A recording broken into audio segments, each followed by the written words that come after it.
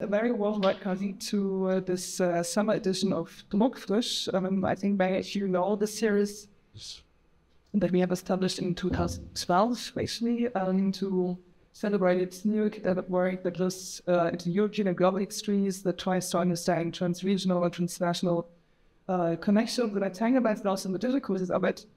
And we are celebrating hard academic work that has emerged just recently, and one of such books we are celebrating also today with Frederick and Burbank's Post-Imperial Possibilities. That speaks, it's a book that not only this book, but also the two, of course, speaks in many respects and resonates with questions and problems that we've been working around for the last at least decade or even more here at the Collaborative Research Center, but also in other contexts that have found their home here at the recent Globe, like the Research Center at Globe Dynamics. One of the last institutional articulations of this research interests is our new Center for Trans-Imperial History, which reflects, I think, very much with the Euro. So trying with this Druckfrisch edition, for me, it's national occasion, I like to say. I'm then grateful that we could be offered to come here.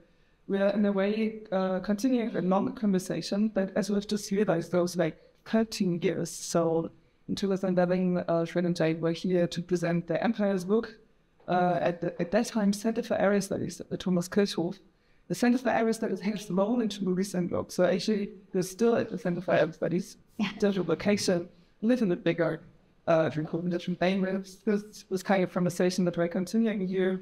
And in 2011, we had also a number of occasions to further discuss not only the Empire's book, but also other questions regarding empires and colonialism, also at the 2011 London Congress of the European Network in Universal Global History, but also when we met 10 years ago, 5 years ago, so New York, and had a workshop together with the Jordan Center on globalizing Eastern Europe. So it's a longer so to say, and therefore really a pleasure to also coming here to present the most recent product of PhD work.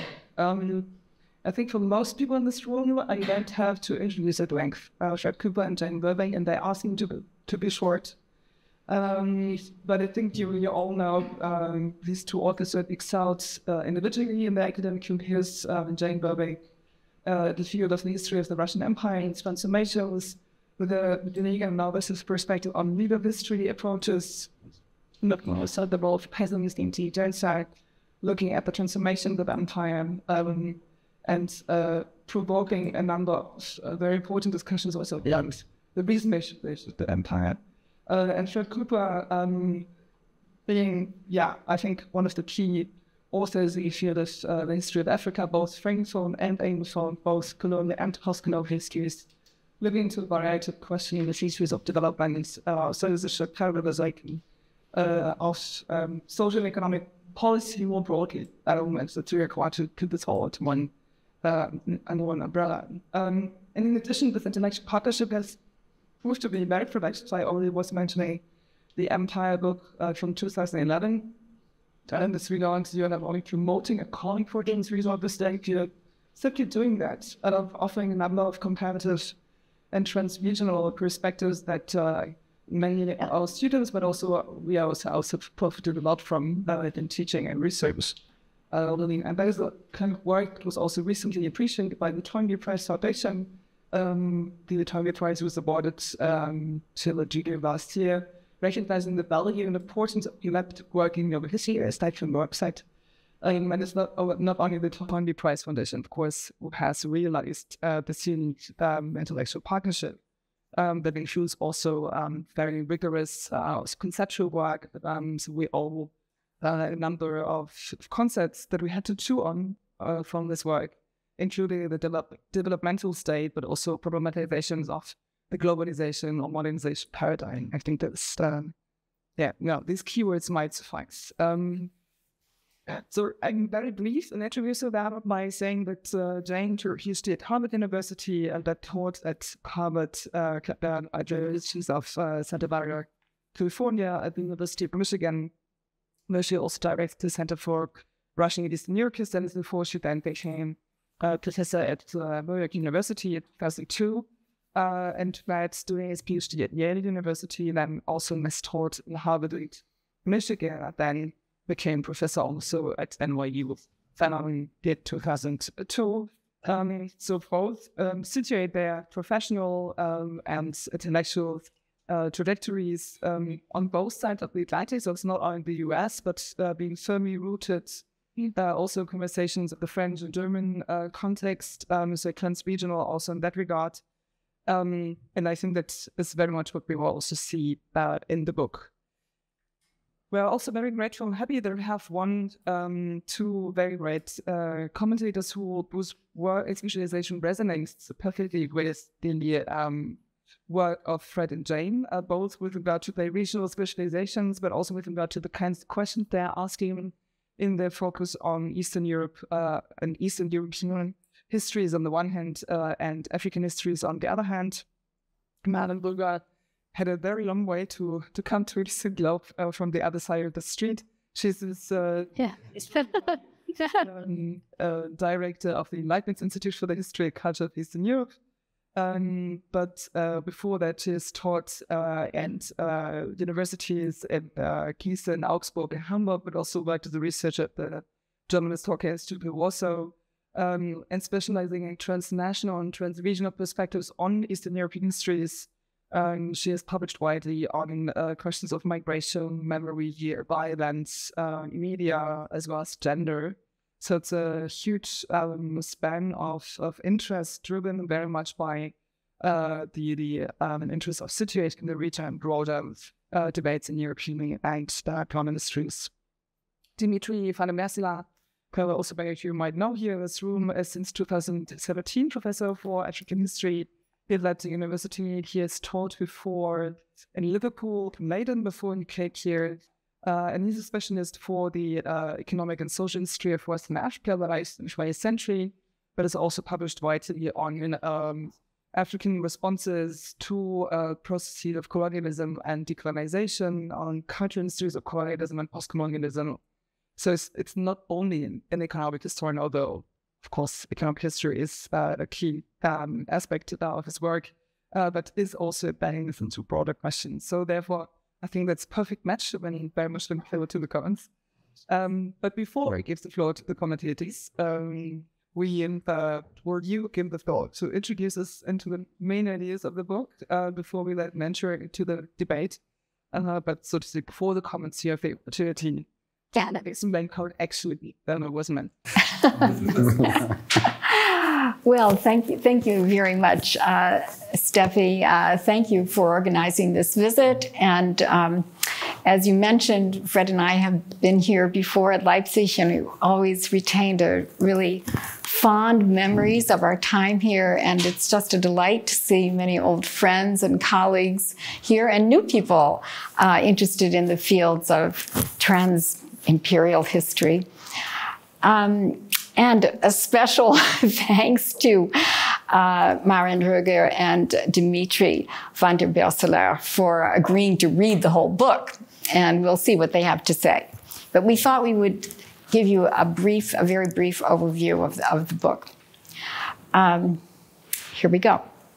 Speaking after his invasion of Ukraine, Vladimir Putin proclaimed his commitment to a multipolar world.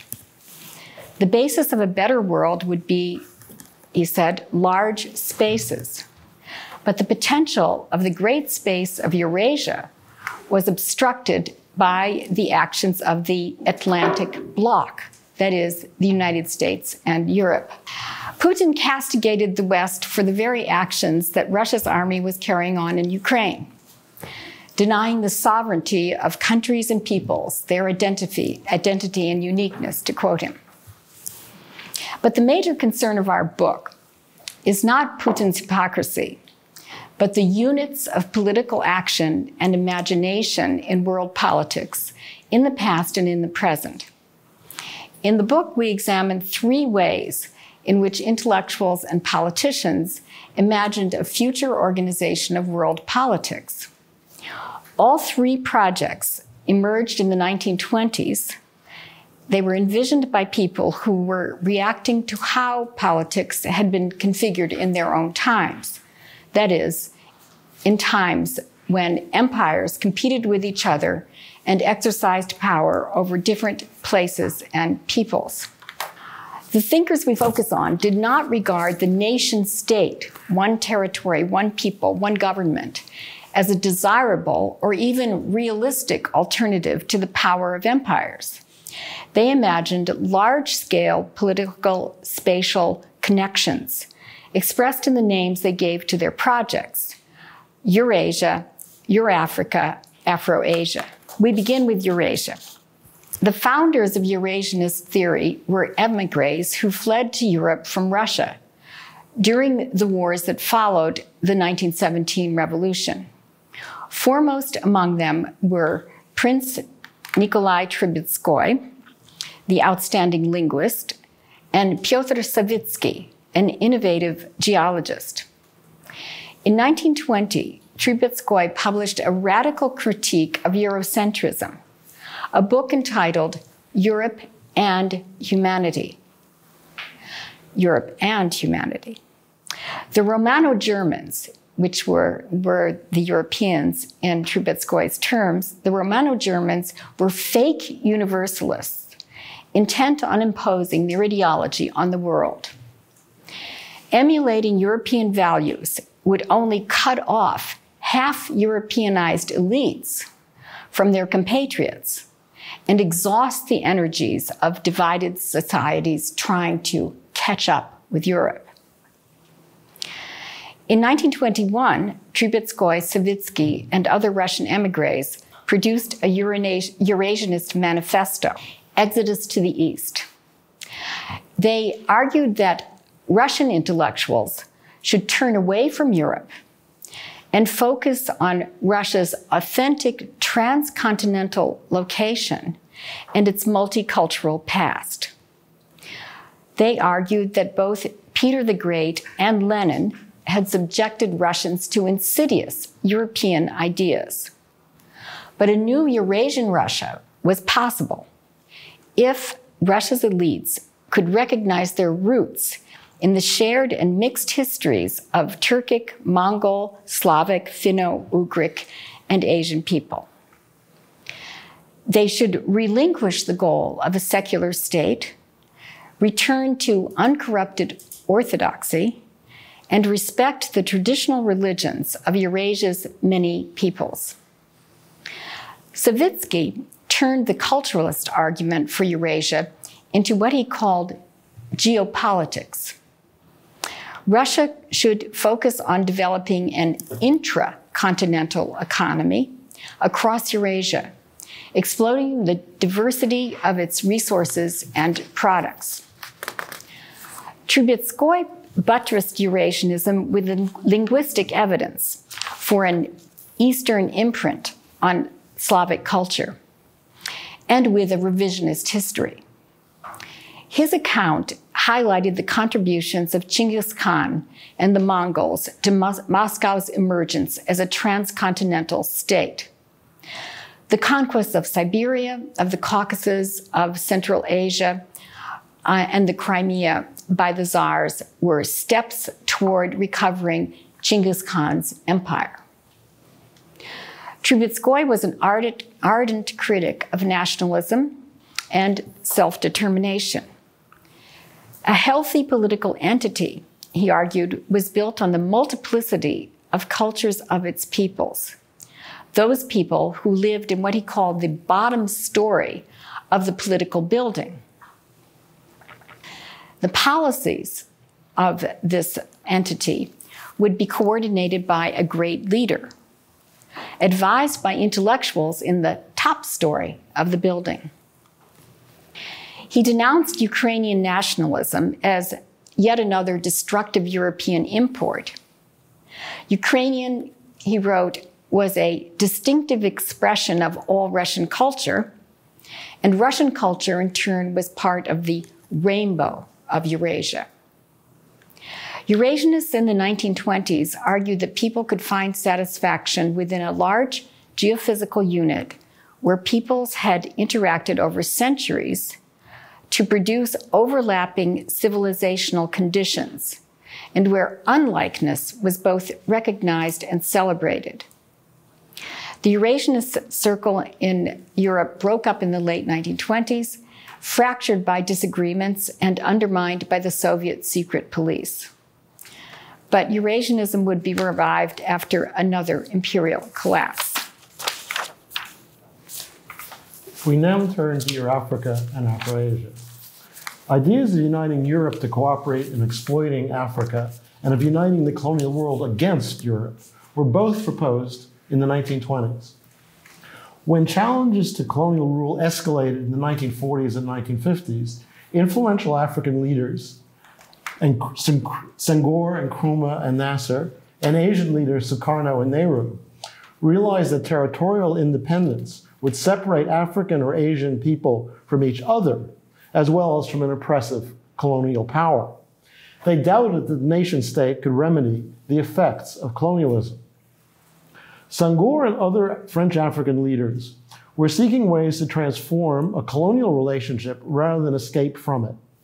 Meanwhile, political leaders in European France in the late 1940s and 1950s were seeking integration with the other states of Europe, but feared that incorporating only European France into European institutions would split the French Empire in two. Eurafrica was reborn of these overlapping aspirations. The small number of African representatives in the French legislature used their position to make claims for social and economic as well as political equality among all French citizens. Aware that France since 1948 was negotiating to establish a European community, leaders from French Africa insisted that they have a voice in whatever Eurafrican institutions were created. Afroasia represented the opposite approach, a radical break with colonizing powers. Its advocates drew on pre-war mobilizations against imperialism, but after the independence of India in 1947 and Indonesia in 1949, heads of several Asian countries took the lead in forging cooperation among these new states and decided to include Africa to counter the former colonizers, as well as to counter the US and the USSR. The upshot was the Afroasian Conference held in Bandung, Indonesia in 1955, attended by such luminaries as Sukarno, Nasser, Nehru, and China's Zhou Enlai. A series of movements followed in the wake of Bandung, notably the non-aligned movement founded in 1961, in which Yugoslavia and Cuba joined states from Africa and Asia. The expanded Afroasian idea, expressed in the non-aligned movement, directly addressed the relationships between two great transformations in global history in the middle of the 20th century, the Cold War and decolonization. It became the organizational vanguard for what intellectuals and advocates dubbed the Third World. Eurafrica and Afroasia, like Eurasia, entail rethinking the nature of political connection. Eurafrica not only crossed the continental divide, but the racial divide between colonizer and colonized. It took advantage of the colonizing powers' need to legitimize itself in a changing global context, to refashion Africa's relationship in what Senghor called vertical solidarity. Senghor believed that if the citizens of French Africa could unite among themselves in what he called horizontal solidarity, they could bring pressure in Euro-African institutions to redistribute resources to reduce the extreme inequality that the colonial situation had produced. Afroasia was premised on horizontal solidarity on a global scale. But it was not clear how ex-colonial states could be tied together institutionally. The Afroasian advocates accepted that the post-imperial political order would be based on national states. Afroasia's goal was to combat the remnants of imperialism, guarantee the sovereignty of new and possibly fragile states, and redistribute resources to enable economic development. The Eurafrican project seemed realizable in 1956, when France made the inclusion of its African territories a condition for its participating in the European Economic Community, then under negotiation. But by 1957, it became clear that France's would-be European partners would not accept the burdens of ex-empire. Eager for European economic integration, France backed away from its Eurafrican position. The European Economic Community would indeed be European. For elites in sub-Saharan French Africa, this move lessened the attraction of a continued French relationship and tipped the balance toward negotiating independence, which was achieved in sub-Saharan Africa in 1960.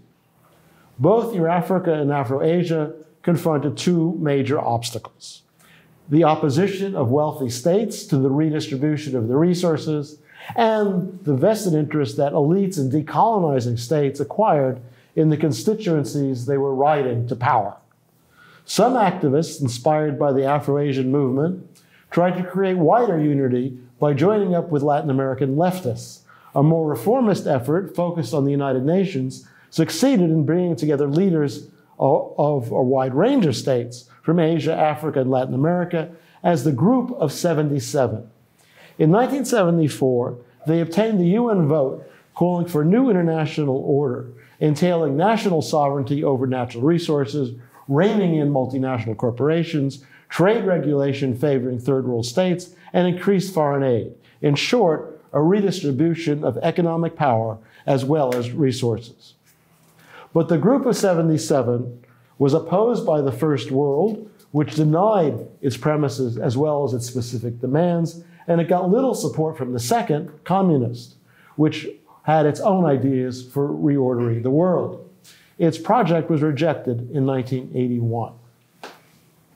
In 1989-91, other post-imperial possibilities opened up when a new set of states arose from the breakup of the USSR and the end of its control over Eastern Europe. As the USSR was losing its grip, Eurasianism re-emerged. To Russians humiliated by the loss of world and regional status, Eurasianism offered a foundation for the revival of the former multinational state and a recipe for the revitalization of Russian power. Neo-Eurasianists found the guru in Lev Gumilyov, an outcast academic whose stints in the Gulag had connected him to Pyotr Savitsky. Gumilyov's 1989 masterwork, Ethnogenesis in the Biosphere of the Earth, elaborated an eccentric theory of the rise and fall of distinct ethnic groups who could be united into competing super-ethnic formations. After 1991, Eurasianism took two intertwined paths. In 1994, Nursultan Nazarbayev, the president of Kazakhstan, called on leaders of the former republics of the Soviet Union to unite in a Eurasian Union, sharing political and economic power. There was little Russian support for Nazarbayev's ideas in the 1990s, but a limited version, the Eurasian Economic Union with 5 members, was put into operation in 2015. By that time, Eurasianism had acquired enthusiasts among intellectuals, the most influential of whom was, and still is, Alexander Dugin. Dugin evoked Savitsky in his mammoth textbook, Foundations of Geopolitics, published in 1997 with sponsorship from Russia's military academy. Dugin insisted that, quote, the northern coast of the Black Sea must be exclusively Eurasian and subordinated to the central control of Moscow, end of quotation. He became a highly pitched advocate for war on Ukraine.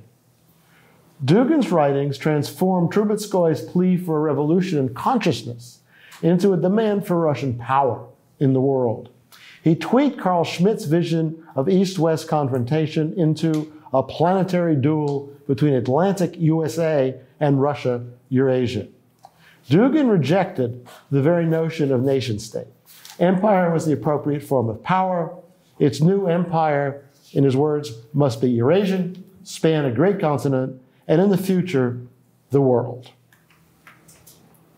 Dugin brings us back to where we began, to a proposed reconfiguration of world power that is distinctly polar, where both universalism and nationalism are rejected in favor of great space polities.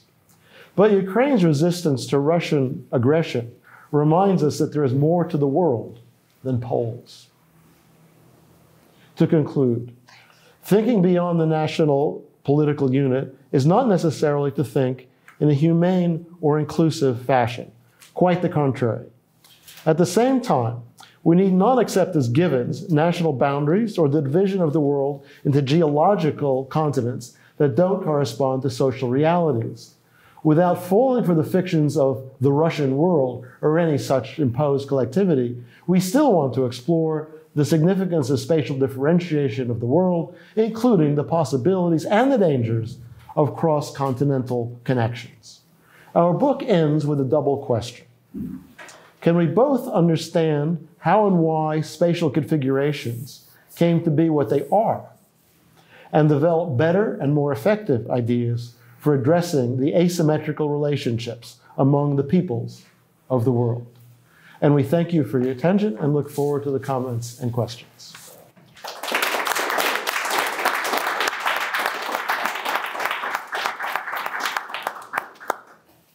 So, I've read the book, and it's full of ideas, it's connections, some weird and wonderful stories.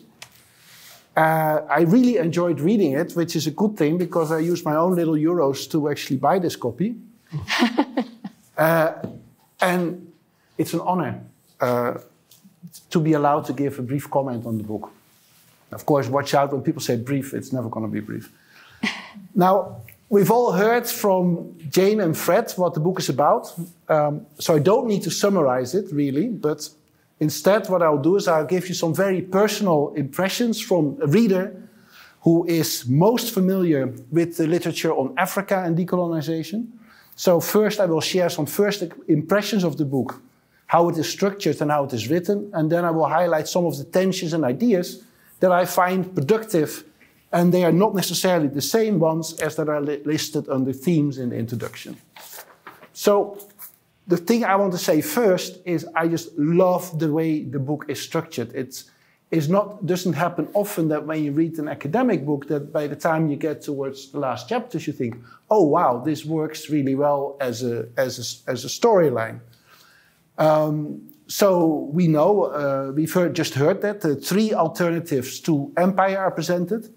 So efforts to create large-scale transcontinental projects that could unite peoples of different origins in productive, attractive and strong political units. And we've heard the names of them already: Eurasia, Eurafrica and Afroasia. And of course, when you like to think in little patterns and schemes, you just love the 2-2-2, the way it kind of put together. It starts, as we have heard, with a small group of Russian emigre intellectuals thinking and publishing about an alternative to Tsarist Russia in the 1920s and the 1930s. That's your Eurasia. And it's anti-European, as we've heard, and it emphasizes the space of the steppe that facilitates movement across Eurasia. Nevertheless, it's multicultural, and I also love the narrative about the legacies of Genghis Khan's leadership, truth, loyalty, and hardiness as a model for leadership. But the Eurasian movement was not more than a few argumentative individuals with mainly a couple of hundred readers. So when you're there as a reader in the book, you say, ooh, that's an interesting footnote. But these are the ideas of some elite intellectuals in exile. Then we get to the next stage in the book and we come to Eurafrica. And this is when the big political beasts come out to play. Yeah? French and African politicians as well as those from other European countries. And the questions were about integration and citizenship in France, in Europe, and in parts of Africa that were also French. And here is a story of the emerging nation states in former French Africa that we know from Fred's earlier work, and it's retold but with a twist. The focus on the possibility of a European Union that includes African countries as equal partners is tantalizing, and it's even more tantalizing that it's actually been discussed as a serious possibility. And the story unfolds partly along Fred's notion of claims making.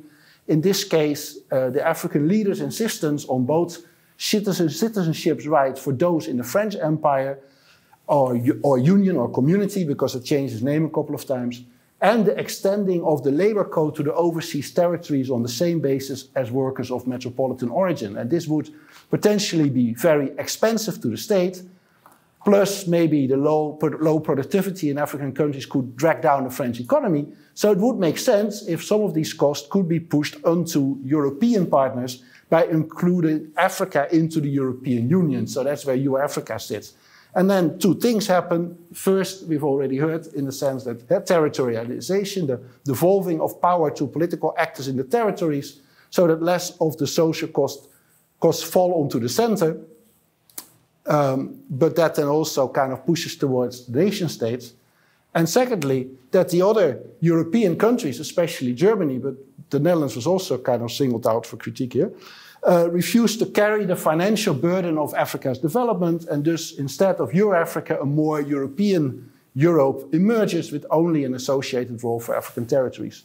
So a project that was seriously discussed by powerful African and European leaders, but for financial reasons failed. Eurafrica was not really against Europe, but at the end of the process are African nation states and accusations of neocolonialism. So that brings us to the next chapter, which is the third project called Afroasia. And here, similarly, you see this play of powerful political leaders, even if they may represent poor states. And like Eurasia, it's explicitly against Europe. And the story starts with the well-known Bandung Conference of 1955. But the main focus, or maybe it's not the main focus, maybe it's just because the bit that I found most interesting, is the discussion of the attempt by the group of 77 states to restructure the capitalist world economy through this new international economic order that Fred just talked about. And the exciting thing is that the group got their new international economic order formally approved by the United Nations in 1974, sorry. And of course, we all know what UN resolutions kind of stand for. So they were unable to implement it due to concerted pushback from multinationals, United States and other rich states, and corporate interests. And that then what happens is that instead of Afroasian solidarity, the outcome is individual states' relations with countries in the North and the World Bank and the rollout of neoliberal reforms. So, and you know, the lovely quote on neoliberalism provided the rationale to protect capitalism from too much democracy. And then we get back, and then this is, of course, where I get excited as a little boy. We get back to Eurasia, and Fred and Jane show how these ideas from the 1920s and the 1930s are revived already from the 1960s onwards by Lev Gumilev. We have seen the stamp, the postage stamp from Kazakhstan on the board. And he adds some really crackpot ideas, such as that ethnic groups are the product of cosmic energies, raised from the biosphere, so radiation instead of race. And that stimulated dynamic individuals with an energy called, what is it? Passionarnost, and that leads them to form and develop ethnic groups. This kind of ideas turned out to be very popular after the fall of the USSR, though not taken very seriously by many academics. But it lit the fire of a revived and revised Eurasianism that then gets embraced by powerful leaders in the post-Soviet space, starting with the then president of Kazakhstan, Nazarbayev. I mean, Jane, I've become a big fan of Nazarbayev. I thought that was such a fantastic story that you tell there. The story of how he uses this idea is absolutely fascinating, but it also reveals Eurasia to be perhaps not as failed as the other two alternatives. And Fred and Jane then discuss Alexander Dugin and the Russian President Putin, and that leads to the war in Ukraine. And we end up with Eurasia, Russian style, and what that's going to end up with is a totally different story. So these are kind of very impressions from kind of a reading of the book. And what I like about it is, as well, is the book reads in part like a conversation between Jane and Fred's early ideas, and references to their earlier books are all over the text, and recent writers on political imagination and reconfiguration, such as Adam Gattuchev, Quinn Slobodian, Farshad, Moyne, and so on and so on and so on. And At the same time, then we have amazing detail in the examples, like the story of my now friend Nazarbayev that I just mentioned. What I also found interesting, and I don't know why I find it interesting, but I guess it's probably to do with that I teach in African studies and I teach a very interdisciplinary beyond from global history and so on, is that that in a sense, even though it's mentioned, issues around race and gender and these kind of things don't play a big role in the book. And I think it makes a lot of sense because of the type of story, the kind of imaginations that are being explored in the book. But it was interesting to see that it wasn't that present. And I wonder whether there could have been other alternative imaginations that would have done something differently there. But that's not a criticism. It's just also, for me, interesting to see how I respond to a book with a particular set of expectations. So I was going to say productive ideas and tensions from the book for me. We have already heard about this horizontal and vertical solidarity by Senghor. We've heard what it's about, so I don't need to summarize it. But I think what's really interesting is how often it comes up in the book in a number of times, not just in relation to Senghor's own ideas. For instance, when poor states in the global south seek direct support from states in the north or from the World Bank, then we see that here, like this vertical relationship becomes important. And you see how the Afroasian horizontal projects were blocked because they needed the strong too much from the vertical solidarity. So that was interesting. Also, when discussions about Eurafrica took place, and at least some African leaders were keen to maintain relationships with Europe, but included in a more equal way. So how there a particular form of vertical solidarities were being claimed. Ideas about layered citizenship, avoiding economic imbalances. And then I love the way that my friend Nazarbayev and Leopold Senghor come together in the similarities in their proposals between the Eurasian Union and Senghor's proposals for the creation of Eurafrica. So I think that's really interesting and productive. What also really got me thinking, maybe it shouldn't, but it did, is the questions about alternatives and path dependency. The book explicitly explores 3 alternative forms of political imagination for a post-imperial world by people who were trying to make the future but did not know what it would be. I'm going to use that line at some stage. And by following their ideas, negotiations, history, step by step, seeing which aspects were successful or failed, how historical conditions and actions at one time produced consequences that shaped the possibilities and constraints for each subsequent moment. That's their definition of path dependency. It's totally convincing, but coming out at the other end of the book, I now find it hard to see these as alternatives or possibilities. And I think that's partly because I'm not told about what other alternatives or possibilities were explored and in play at the same time, or at least some of them are mentioned but not in detail.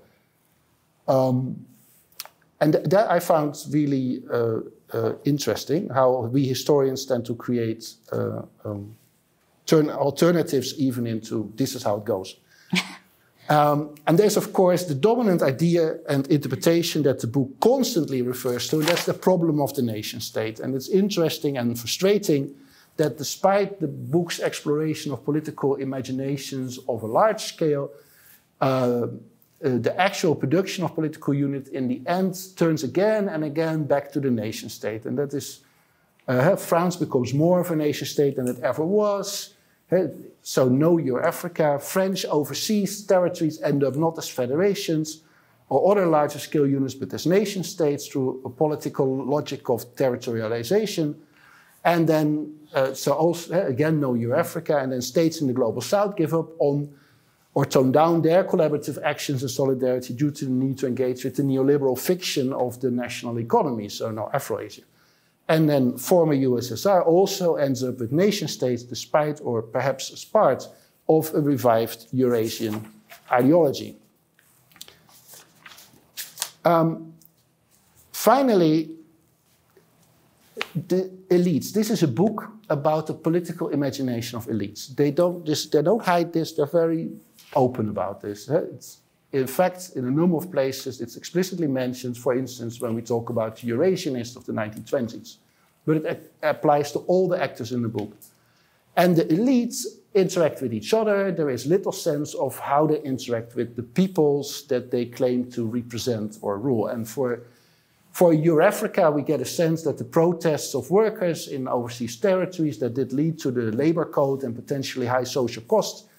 But this seems to have been more in relation to the French leaders than to the African leaders in those negotiations. So did the African leaders engage at all with the expectations or imaginations of ordinary people? Did they play a role in negotiations for Eurafrica?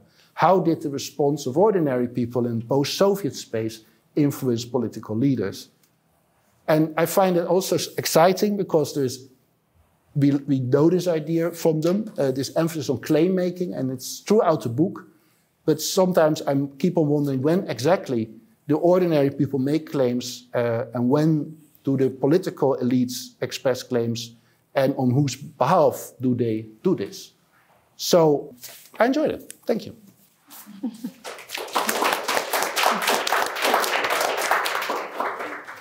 Commenting is, well, first of all, an academic practice that I, to start with the confession, mostly enjoy when it's about a project that is still to be developed. When one can shape still the structure and discuss the intellectual arguments. Commenting on an already finished book written by two scholars that are in an intellectual discourse since decades is something else. The structure is set, the arguments are made, and we encounter a book that is more or less fixed. I do not want to imply that Steffi's request to comment was here a task assigned for me, although I have to confess that Steffi Marung introduced me quite nicely through my fields of research, but she didn't say that I am somebody who's also very interested in the everyday life, in the micro-history, and personally not so much working on, let's say, spatial imaginations, political macro concepts, etc., etc. So when I heard about the book, it was not through Steffi, because the book was already on my reading list, although I have some other research interests, and here due to several reasons. And here one can see that I'm coming from another regional research interest that Mitri is doing, is of course the recent political situation with Russia's neo-imperial or still imperial, we could maybe argue about this behavior, the imposed war on Ukraine, and of course the rise of an, let's say, imperial ideology that we all observed there in the last decades with Dugin and others you mentioned. So this was, of course, why the book was on my reading list. But secondly, I was, since I first heard about the book, given this political situation that we have at the moment, really intrigued by the title, the possibilities, like the post-imperial possibilities. It somehow inspired my imagination, and I was really curious how you would argue those continuities or discontinuities from the 20s to today, and who would you present us of those who were arguing for something beyond the nation state, what became so popular also in Central and Eastern Europe. So in times of a full-scale war by a nation that was in the heart of an empire.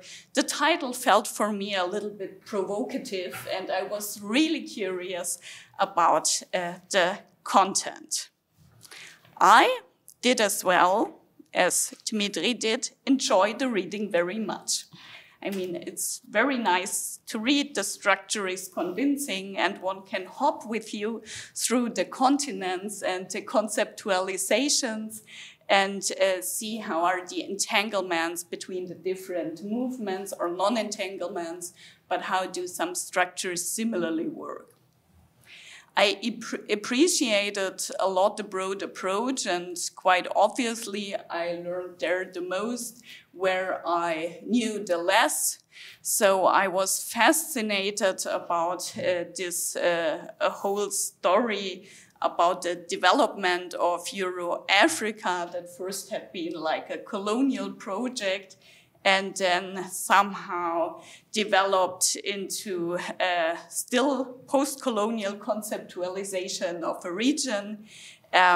This was for me a very interesting read, and also gave me another idea or added a dimension about the history of the European Union after 1945 that I, with my regional focus, I have to confess, was not aware of in this dimension. So I think it helped me also a lot to reconceptualize my own thinking about the history of the European Union about 1945.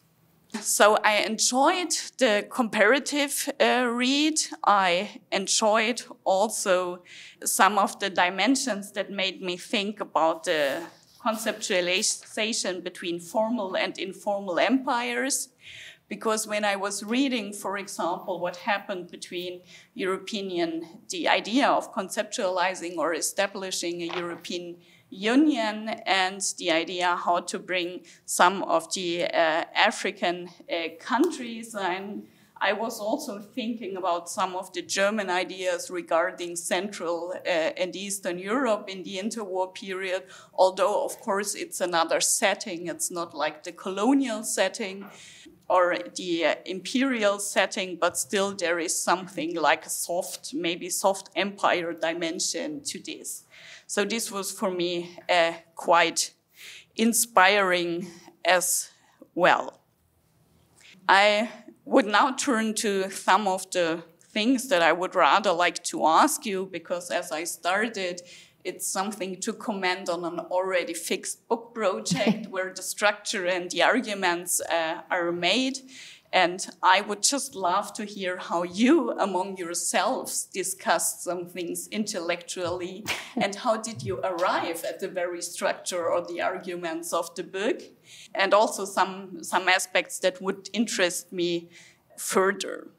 So my first question refers once again to the title. I'm really curious if it was intensively debated between the two of you, because I had a moment in reading where I, against this whole background of the Russian war against Ukraine, I was murmuring to myself, is it really a post-imperial possibility, or is it just neo-imperialism in disguise, something, what we are meeting there in the book? So I'm wondering how you ended up with this title, what sounds for me, at least if I translate it into German, quite nice or neutral. The possibilities, they somehow open up, they open a field. So there I'm interested in your intellectual debates.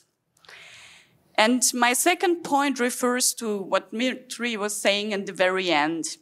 You're very open about the fact that it's a book about political projects, one of elitist thinkers. This is very often stressed and made quite clearly in the book.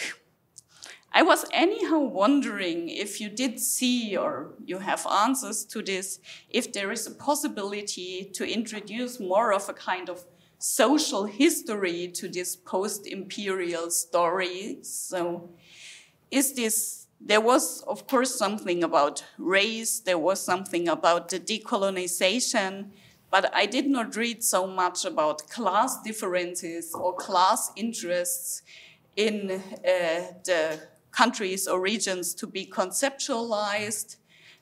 Also, Dimitri said it as well, about gender interests that might have been connected with some of the political conceptualizations. Because the thinkers or the politicians that we meet in the book, they seem to me quite clear. All of them are male and all of them are more or less educated in the imperial centers or not in the imperial centers. But I was wondering if how you were discussing these social aspects of it. And my last question is about the, let's say, the counterpart to these post-imperial thinkers. So we had a lot of studies about the transnationality of nationalism, or to put it another way, I was also thinking about what we know from nationality studies, Tara Sarah's term about national indifference. And I was wondering, is there something, can there something be as a kind of post-imperial indifference? Or is it the post-imperial or the thinkers of those spatial conceptualizations that you gave us versus the nationalists that are also kind of organized in a transnational way? Or can there be an indifference to come out of an empire? Thank you.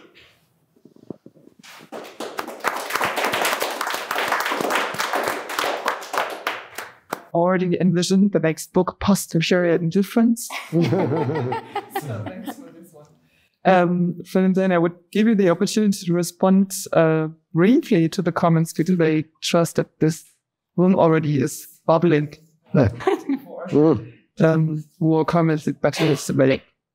Hence, they want to respond. No, we respond in one. What's the question? So we could respond to some of them. A few points. Go ahead.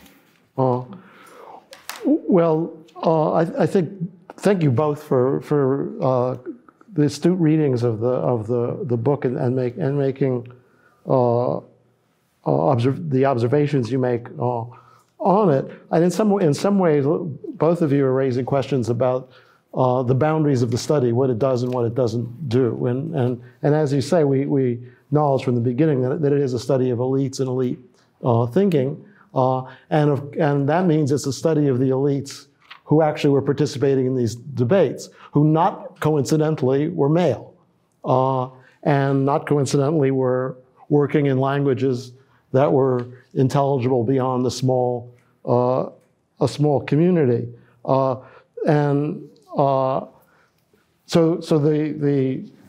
the book is trying to deal with at this macro and elite level, about which I think is a great deal to say.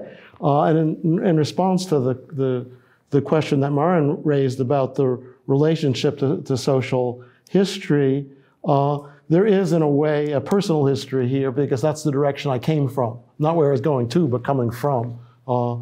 And one of my previous books is about decolonization and labor, which really is a lot about how class questions were dealt with in the context of decolonization. It was when doing that book, which was published in 1996, that I got more and more interested in specifically political questions, because it seemed to me that you couldn't answer how a particular social process got without how the exercise of power shaped what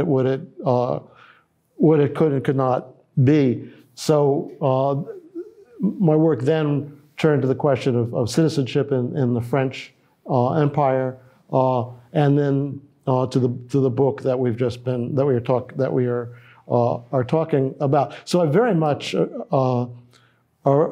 appreciate the comment that this kind of story is related to social history questions and elite, non-elite relationships.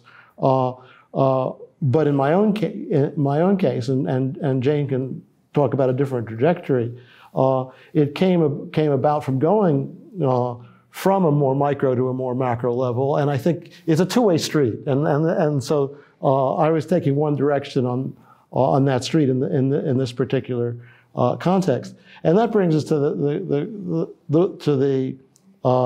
the possibilities question, and it's really interesting, Maren, that you raised this question, because we had a long fight with our editor about the title. I'm not sure whether it was the possibilities word or the post-imperial word that disturbed her the most. I think it actually was the hyphen, which they thought was too academic. It would interfere with the sales of the books. But anyway, we stuck to our guns. And one reason was that we actually came to this title was instrumental in how we conceptualized the book from the get-go, and that was before the war on Ukraine. It was after Crimea, but before February 2022. And possibilities, in a way, fits in with a way I've had really since I began to study Africa in the 1960s, a way of thinking about it as seeing the relationship between possibilities and constraints, or openings and closures. In a way, this book is about people trying to open up a question of what do you do given that we're coming out of empire? What ways can you think of opening up alternatives to it? And the nation state has been talked about, nationalism. There are immense bibliography on those subjects, no lack of exploration of those kinds of alternatives. So we wanted to look at something that's something different, and about the opening of possibilities, and then about the closing of them. And as Dimitri pointed out, we may start out with various alternatives. You end up with nation states, except not quite. No. In that most of the so-called nation states aren't really nation states. They almost all contain multiple nationalities. They just pretend that they don't, and that pretense is actually an important part of the history. And so I don't think you can understand how a closure came about unless you study openings. How you can come up with a singular endpoint like the domination of a world that pretends to be a world of nearly 200 nation states, unless you consider alternatives. Otherwise, the argument becomes teleological, and I think as historians we can do better than that. That said, the possibilities always are related to impossibilities, and whether something was impossible to begin with or afterwards is something we have to confront. What I think is important is, to use Dimitri's phrase, very serious political actors saw the possibilities that they were engaged in as the kind of thing they should be doing. And I think we have to take them seriously if we're going to study history in any way other than teleology. And quite related to that, not only is the word possibilities one that we want to encourage reflection of, i.e. to say it's a problematic word is something that we think of in a positive way, but also problematic is the post and the imperial. And in a way, one of the three possibilities that we explore turns out to be anything but post, and it turns out to be very imperial. And clearly that's a trajectory that is implicit in any kind of study of possibilities as opposed to inevitabilities, and looking at how things turn out. We do hope that the book actually encourages critical thinking about those three parts of its title, not to mention all three of the parts of its subtitle. Okay, I'm going to respond briefly, so there's more time for questions. But again, I like both of these comments, very nice. I'm really glad that you enjoyed reading the book. And I think I'll take up the question of the, where the social history component and then how it relates to my work. So my first book was about Russian intellectuals' interpretations of the revolution of 1917, not Bolsheviks, but everybody else from the left to the right. And that's where I discovered Eurasianism. So back when I was a graduate student and doing research, some of it in Germany, by the way, is where I was reading Trubetskoy for the first time. And it seemed to me this was one of the most unusual and really creative ideas that came out of the Russian Revolution. And that research cut off in 1922 because I didn't want to contaminate my study of intellectuals' views of the revolution with Stalinism. So it was going to be cut off in 22. So for this book, I actually went a lot further into Eurasianism at that time. But then I switched and started working, I started working on empire all along, but I switched and wrote on peasant use of the court. So I was doing really nitty-gritty, everyday Alltagsgeschichte, court cases over being insulted in a village and debts of the equivalent of 25 cents, that sort of thing. So I was really working in the ordinary then. And then since then, I've been working on a book about middle-level justice in the Russian Empire, beginning of the 20th century. So I've been trying to enter into the ways that bureaucrats are thinking. Minor bureaucrats, policemen, people in the middle. Now, that does give me some sense of this question of why we do history about elites and their ideas, and maybe why we think our own ideas are really important and those of other elites. So in my recent research on policemen and revolutionaries and the political police and assistant prosecutors in the Tatar region of Kazan, I can see that peasants, while the imperial administration was convinced that peasants had certain sets of ideas,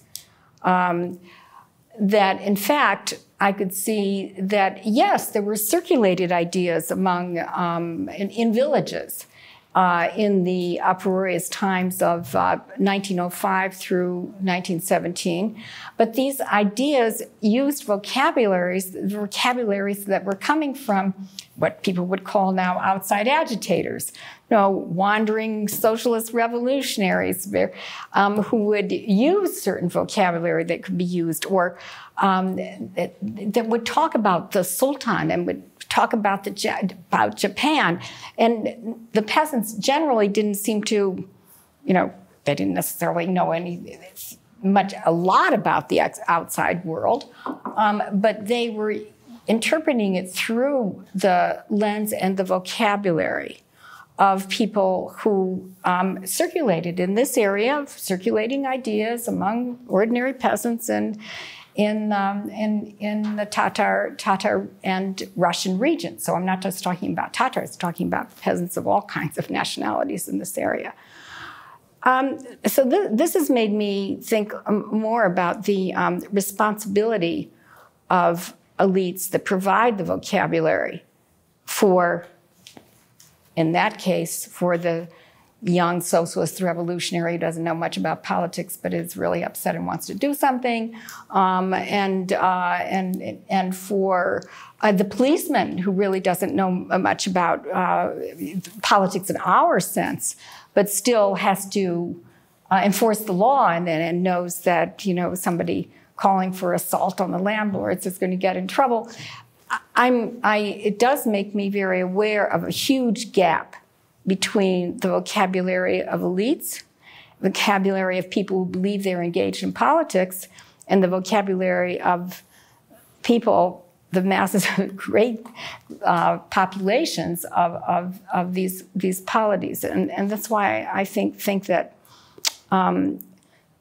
we need to both study elite vocabulary, but we really have to think about how we use it, and we ought to be thinking about ways that do connect in productive ways with so-called ordinary people.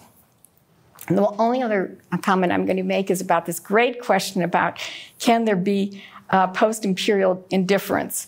And Tara Zara was a student in our very first class on empires in 2000, years 2000 and 2001, or was it 99, 2000? 99, 2000.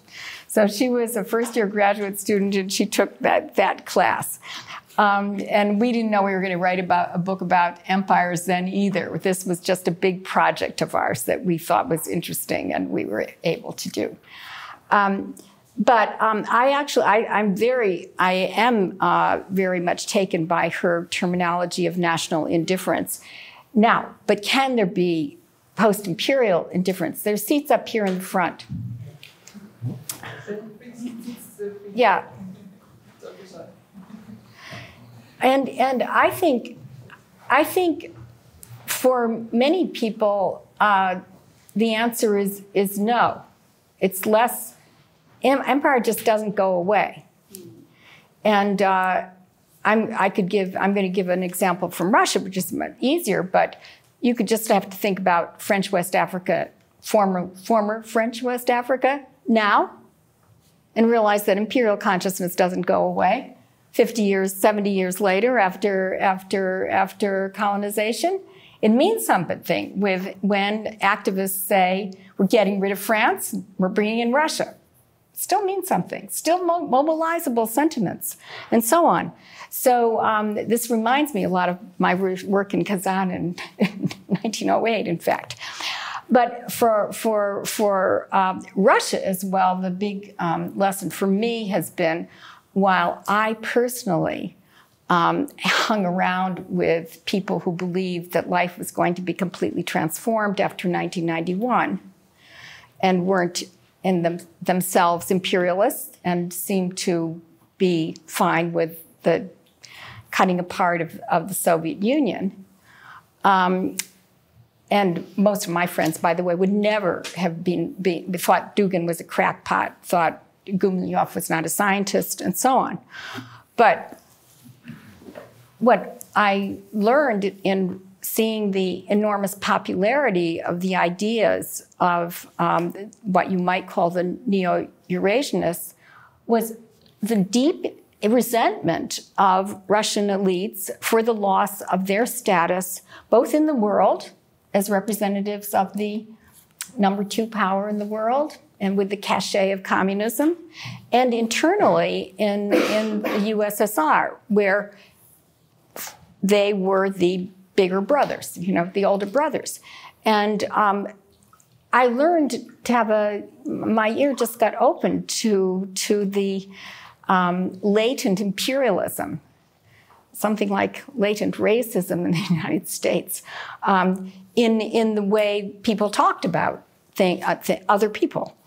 So, and to take the other side of, if the non-Russians are people both in the larger empire, but both also internally to the Russian Federation, empire is definitely in their consciousness, and it's been expressed in the scholarly world in the decolonized Russia litany, which I could talk about another time. But there's no way to say that, it seems to me there is no imperial indifference. I'll stop there because we want to have some time for questions. Thank you for the comments. Thanks for coming and for sharing and for staying on to engaged. Thank you all for listening, and hopefully you're inspired to read whichever book, write whichever book in Namen auf die Eurasian and share them.